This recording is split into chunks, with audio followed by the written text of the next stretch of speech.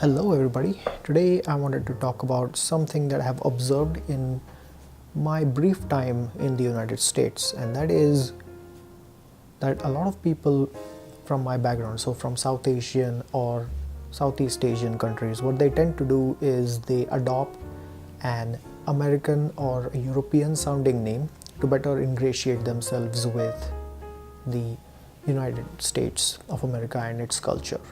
And I wanted to think about a few different aspects of that and in the end just give a conclusion perhaps about the question, should I adopt an American name or a European sounding name?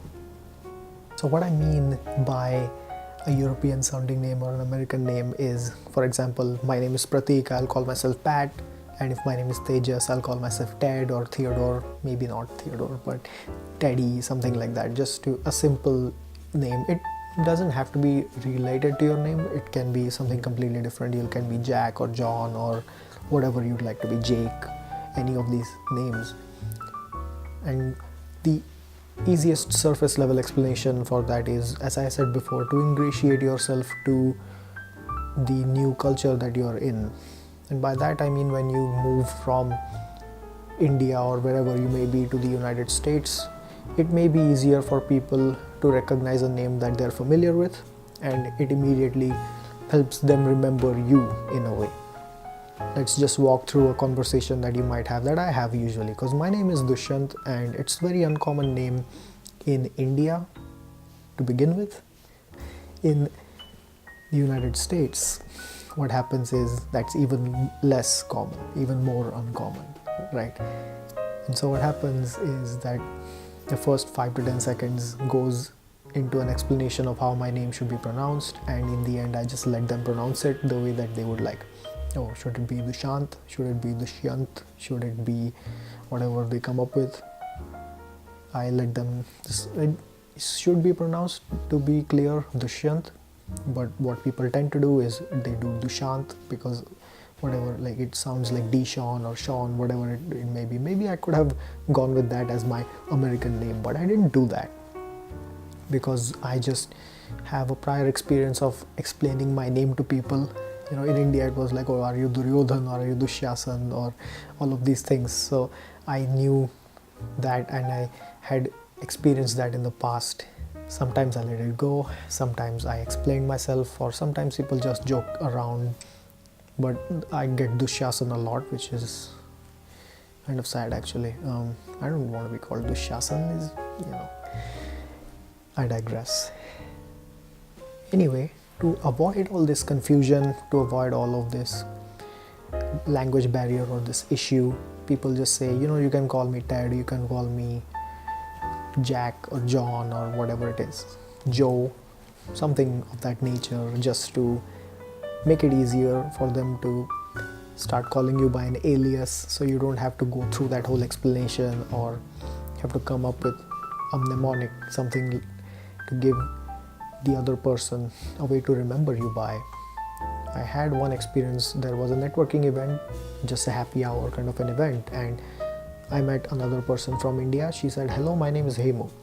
And then we just had a conversation, and in the end I sort of forget people's names. I'm bad with remembering names. So I asked her name again, and she said, you know, it's just like saying hello to a cow.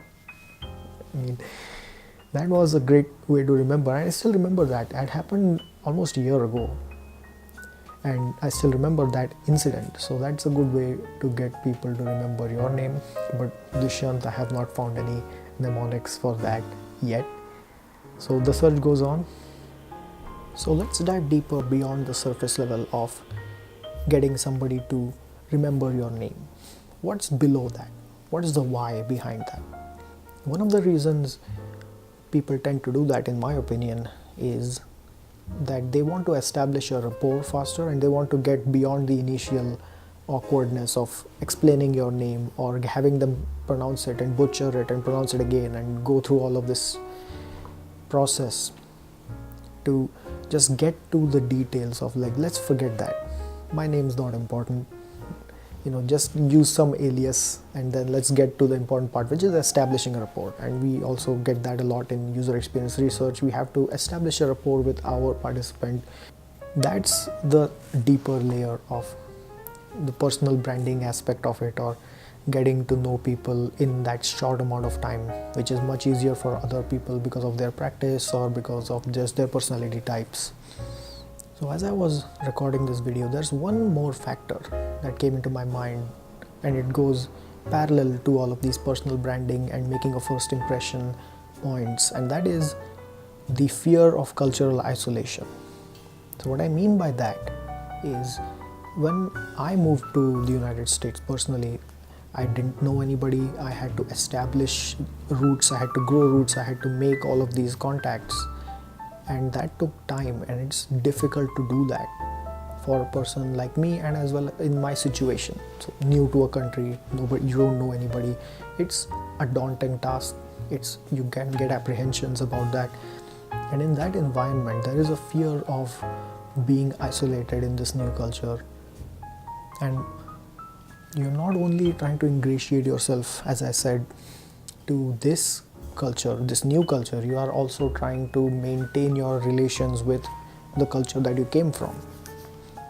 So there exists that duality of you're putting your legs on two different rocks, or your legs are on two different mountain tops, and you're trying to balance between those two things.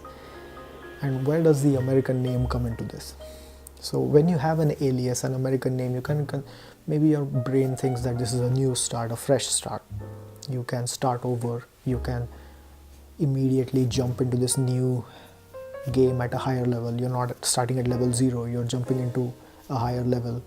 The effort reduces substantially, maybe, because you can trick your brain into thinking that maybe my new life in this new country as Alice or Bob or whatever your name may be can be a positive factor, can be a new start. As I mentioned, it can completely change your mindset from an apprehensive mindset to a mindset of a fresh start, exciting new adventure, so on and so forth. That is one other aspect that runs in parallel to making it easy for other people to remember you, making it more memorable in some way, either by mnemonics or just making your name simpler for them to pronounce through an alias. These are my thoughts on having an American name. I'd like to conclude by answering my own question that I posed in the title of this video. Should I have an American name? And my answer to that is no, I do not want to have an American name, because I feel like having an alias, to me personally, would not be the way to go about being memorable to someone. You have to provide something interesting from your own life and your own experiences to have that genuine connection with somebody. And it's much more difficult to do that, in my opinion, but it's much more rewarding because I get to keep my name. My name is Dushyant Shrikhande, and that is how you will remember me. Do you have something that immediately tells people who you are and what you're about in 90 seconds? I'd like to know, because my goal is to maybe condense something about myself. It doesn't have to be everything. It has to be something about myself that is so interesting that I can say that in 90 seconds and immediately they'll remember who I am. That is the real goal that having an American name sets out to solve, in my opinion, and it really doesn't. So that's what I think. Again, let me know what you think. Should I have an American name that's something easier to pronounce than Dushyant Shrikhande, or should I stick to it?